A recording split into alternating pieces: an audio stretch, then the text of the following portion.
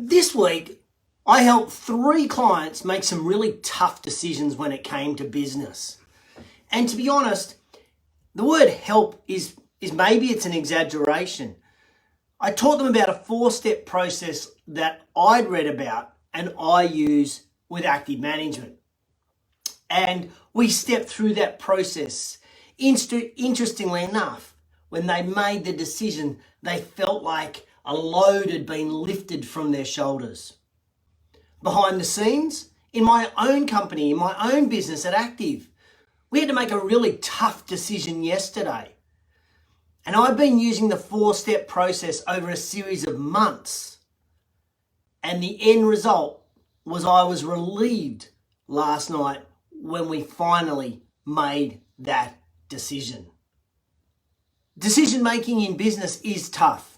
As a leader, it is one of the responsibilities we can't shirk. So today, I want to give you 4 steps to help you make those tough decisions in business. These steps work. They're a proven formula. Hang in there and I'll tell you all about them.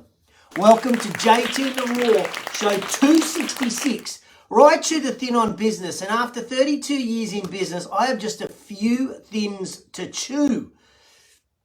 And this week's show is completely and utterly initiated by what I've done this week with my clients, with people that I work with, and things that have happened in my business. Someone said to me the other day, how do you keep getting content for JTintheRaw? I said, it's really simple. I stay in business. I keep working with people because every week there's a lesson that I learn around how we can do things and how we can do things better. Good morning, Jamie. How are you? Good to see you. Now, I'm not sure what creates more stress for us as leaders. Pete Crawford, good morning. How are you, sir? You know, is the stress caused by needing to make tough decisions? Is it needing to make decisions in timely manners? Is it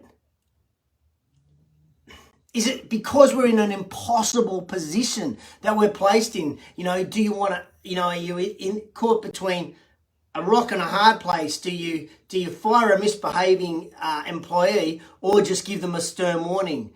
Do you throw your marketing dollars at one product and hope it soars, or do you spread the budget over multiple? Or do you keep a high maintenance client, or do you fire that client? Or is there a time impending implication to your decisions? Often this all creates stress and angst for us as leaders in our business. It all creates stress and angst.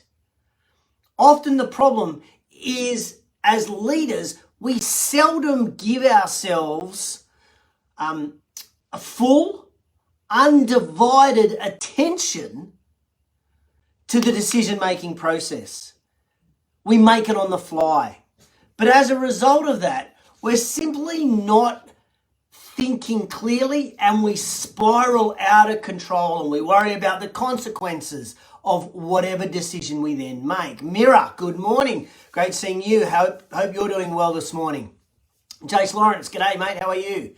So regardless of the decision we make, we spiral down and down and down.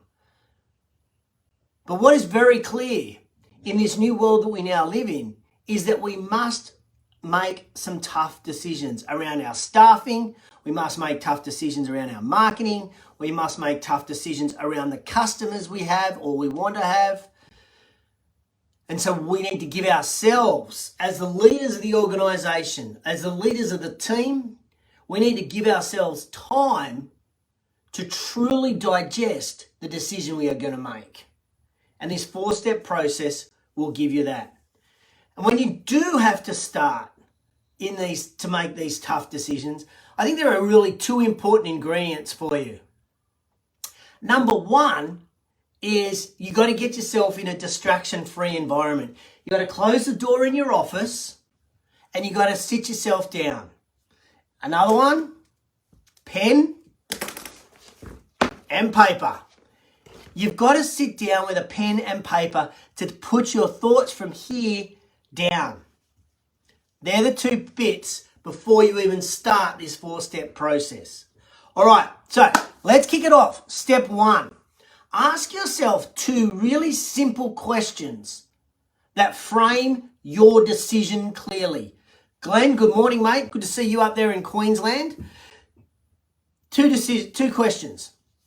Number 1, will this decision have a measurable or noticeable impact on my people, my company, or society? Matty George, g'day. Question 2, is this decision time sensitive? So quickly, those 2 again. Will the decision have a measurable or noticeable impact on my people, my company, or my society? Belinda, good morning. I'll see you soon. Is this decision time sensitive? If the answer to both of these questions is no, simply take a deep breath. The decision is not mission critical. It gives you more time to think, gives you more time to consider, come back and exercise the following steps in the time sensitiveness that you need. If the answer to either of these questions is yes or maybe, you move to step 2. Step 2, give yourself time to focus on the decision and a clear space. Give yourself time to focus on the decision and a very clear space. So, it might take 5, it might take 10, it might take 15, but it's not going to take 30 or 40 or 60 minutes, because then you'll overthink it, you'll overanalyze, and you'll be, paralysis by analysis, I think is the phrase. So set aside 5 to 10 minutes to concentrate solely on the decision you need to make. The decision in our business yesterday, well, I made the decision about 3 months ago, and I made it within about 5 minutes because I went through this process. I actually didn't need the extent of time that I thought I would. So set aside about 5 minutes to simply go through the process that I'm talking about. Remove those distractions. Close your door, turn the music off, get in a quiet space. Because with the opportunity to then focus, you can help turn to the actual decision making. Get rid of the distractions, focus on the decision that you have to make. Step 3 is my favorite. I love step 3. It's where you get to define all the options and outcomes by writing them down. Writing them down on a piece of paper. Define each option. Define each option in one sentence. You haven't got to write a paragraph. Bullet points is fine.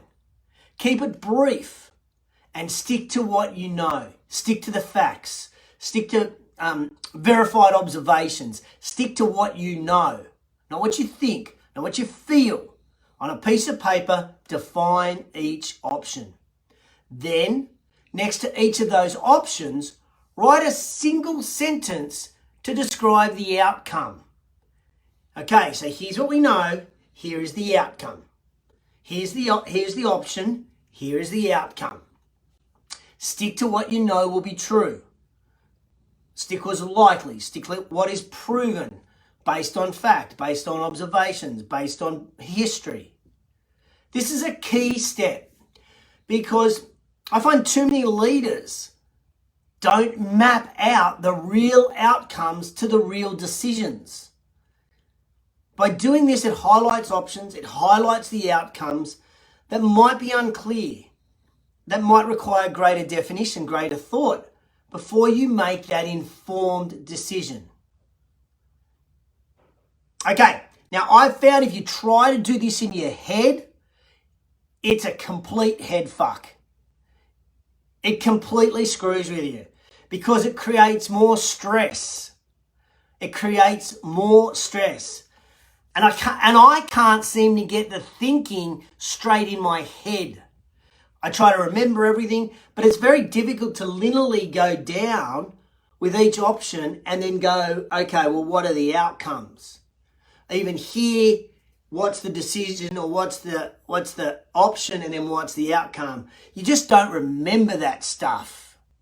You just don't remember that stuff. So there is something about writing things down that gives you clarity. And for me, it also feels very cathartic. absolutely feels cathartic. Braxy, I like your step 4. There is another step 4, but I might actually make this a 5-step process. That's what I'm thinking about based on what you've just said. Because step 4 is once you've got these options, once you've got the outcomes defined, simply highlight the ones that you see as most desirable. Circle the best outcome. Jersey over there in the US, how are you, sir? Highlight the decision that corresponds to it. So you highlight the outcome that you're looking for and then highlight the decision. That becomes your number one choice. Circle that best outcome, highlight that corresponding option, and if for whatever reason your first choice is not possible, well then this is your backup. So it's your next best option. You now have 2 plans. But notice the way we did it. We looked at what is the outcome that we want, and then we went back to what is the best option we need to do. Now, step 5, according to Braxy, I love, is sleep on it. If it's not a time-sensitive, tough decision, go through these 4 steps, sleep on it, come back the next day with some clarity, with some thought, and then make your decision. It might seem like a really silly exercise, but these 4, now 5 steps are very powerful ways to make tough decisions in your business. Go with it because it forces you to think. It forces you to, look at all of the facts, all of the details around the decision so that you're not swayed by emotion. You're not swayed by what your heart says or an external stressor. Second, it trains our brain to approach decision-making in objective and considered ways. This is a skill set that we can learn as leaders around decision-making. Objective and considered ways. Okay, so let me run through those 4 plus 1 steps again for you. Step 1, ask yourself 2 simple questions that frame the decision clearly. Does it impact people, society, business? Is it time sensitive? Number 2, give yourself time to focus, undistracted time to focus on the decision and be in a clear space. Step 3, define all of the options that are available to you and then all of the outcomes by writing them down. And step 4, once you have those options and those outcomes defined, highlight the one that is most desirable to you. And step 5, sleep on it. So long as it's not a time-sensitive decision you have to make, sleep on it, come back and look at your list the next day, make sure you're happy with it, and away you go. You know, these funny things in business, as a leader, we kind of always wonder, does my life ever end? Does it? No, it doesn't. You're the leader of the business. You're the leader of the team. You're the leader of the operation. And we've always got to be in that leadership role. And with that comes responsibilities. And one of those responsibilities is having to make tough decisions. We had a tough decision yesterday. We were delivering a service here, but it just was not ever meeting the expectations of one of our clients. And so I made the decision, if we can't meet your expectations, rather than create stress on us, we'll let you loose. We'll refund you the money and we'll let you loose. Tough decision, but it was the right decision. I've woken up this morning, I feel so much better. I feel relieved. I feel the stress is over. But this is the exact process that I went down. I wrote down, in a quiet place, I wrote down all of the outcomes. I wrote down our options and our outcomes. And I knew that it was the right thing for us. And when you do this process, I guarantee you, you'll also know exactly the right decision to make. You then have to have the courage to make that decision. That, ladies and gentlemen, is the big one. Having the courage then to make the decision. Because you've done it, now you have to make it. Hey, I hope you enjoyed JTintheRaw show 266 today, where we just talked about making tough decisions in business. If you got any value, please hit the love heart. If you know anybody that would get value out of the show, then please There's a share button somewhere around this, so please hit that share button and share it with your friends or tag them in the comments below. This is the basic foundation of being a good leader, and that is making those tough decisions and then having the courage in order to carry them out. I hope you have an awesome day wherever you are in the world. I'll catch you on the flip side.